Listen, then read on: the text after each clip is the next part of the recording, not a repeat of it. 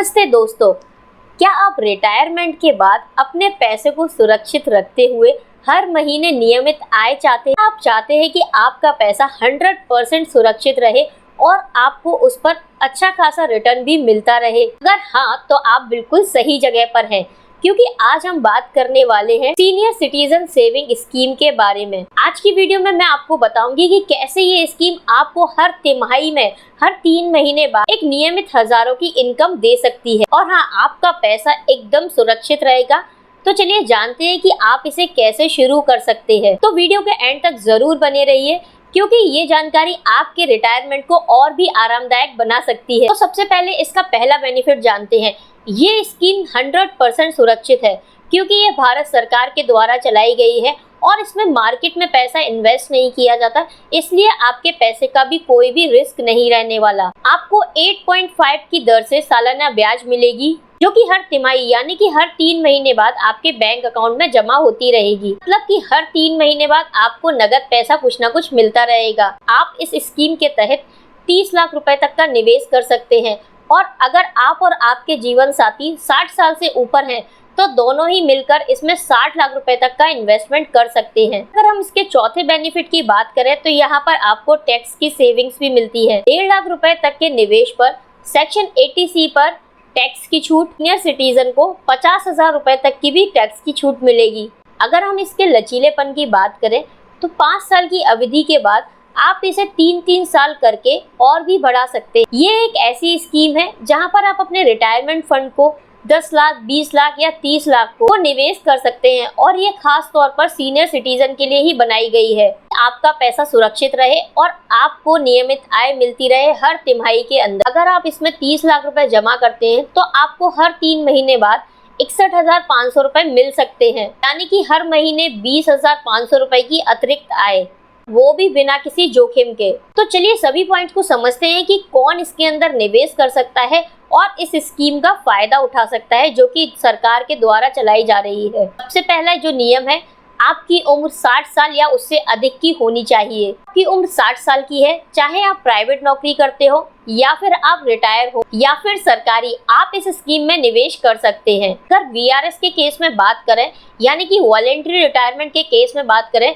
तो यहाँ पर रूल्स थोड़े से बदल जाते हैं। आपने VRS लिया हुआ है, यानी कि वॉलेंट्री रिटायरमेंट लिया हुआ है, तो आप इस स्कीम के अंदर अपना पैसा लगाने के लिए आपको 1 महीने के अंदर ही इसमें अकाउंट खुलवाना होगा। अगर आप डिफेंस सेक्टर में हैं और आपकी उम्र 50 साल है या उससे भी अधिक है, तो आप भी पात्र हैं। अगर कोई सरकारी कर्मचारी 50 या उससे अधिक काम के दौरान उसकी अगर मृत्यु हो जाती है, तो पति या पत्नी चाहे उसकी उम्र कुछ भी हो, इस स्कीम में निवेश कर सकते हैं।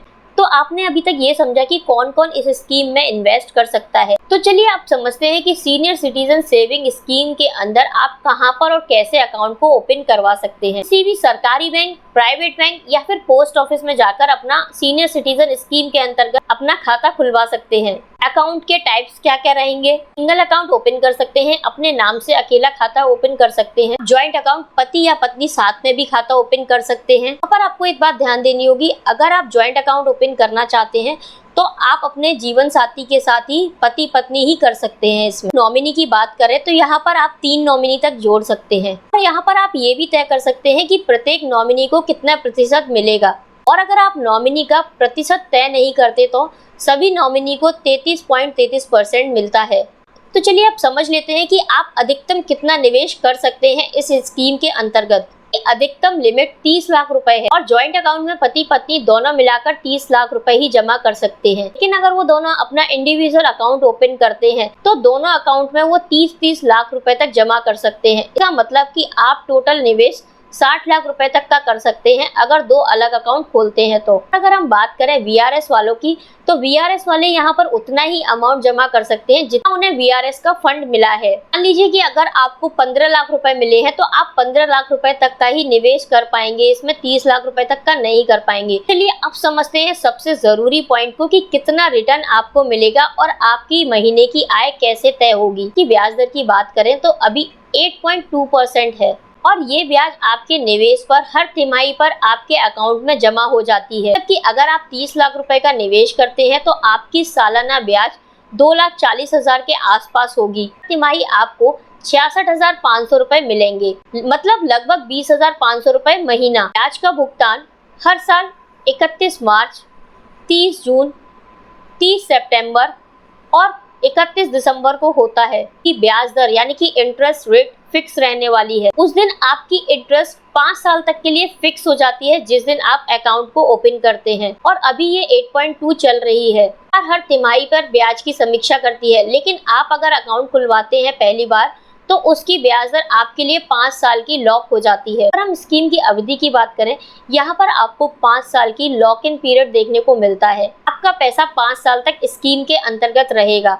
अगर आप इसको बढ़ाने की सोच रहे हैं तो आप इसे 5 साल के बाद हर 3-3 साल बाद जितना भी चाहे बढ़ा सकते हैं। आपको यहाँ ध्यान रखना है, आपको एक्सटेंशन के समय वही ब्याज दर लगेगी जो कि उस समय चल रही होगी। सीनियर सिटीजन सेविंग स्कीम के अंदर आपको कुछ प्री विड्रॉल के अंदर पेनल्टीज भी देखने को मिलेंगी, तो चलिए उनको समझ लेते हैं। अगर आप 1 साल से पहले पैसे को निकालते हैं तो आपको हर तिमाही पे मिला हुआ सारा ब्याज वापस करना होगा, और वहीं आप 1 से 2 साल बाद अपने पैसे को निकाल लेते हैं तो आपको मूलधन पे 1.5% कट के वापस मिलेगा। 2 से 5 साल बाद अपने पैसे को लेते हैं तो आपको 1% कट के आपका पैसा वापस मिलेगा। ये थी वो डिटेल। अगर आप 5 साल से पैसे पहले निकालते हैं तो आपको कौन सी पेनल्टी लगने वाली है। 1 लाख रुपए तक के निवेश पर टैक्स की, और अगर इससे ज्यादा है तो TDS कट सकता है। अगर आप मल्टीपल अकाउंट को ओपन करते हैं तो सभी अकाउंट को मिलाकर 30 लाख रुपए से ज्यादा आप जमा नहीं कर सकते।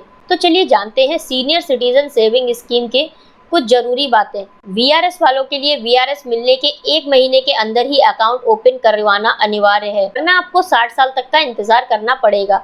8 साल के बाद कोई भी समय सीमा नहीं है, आप चाहें तो कभी भी अकाउंट ओपन करवा सकते हैं, चाहे आप प्राइवेट जॉब में हो चाहे सरकारी में।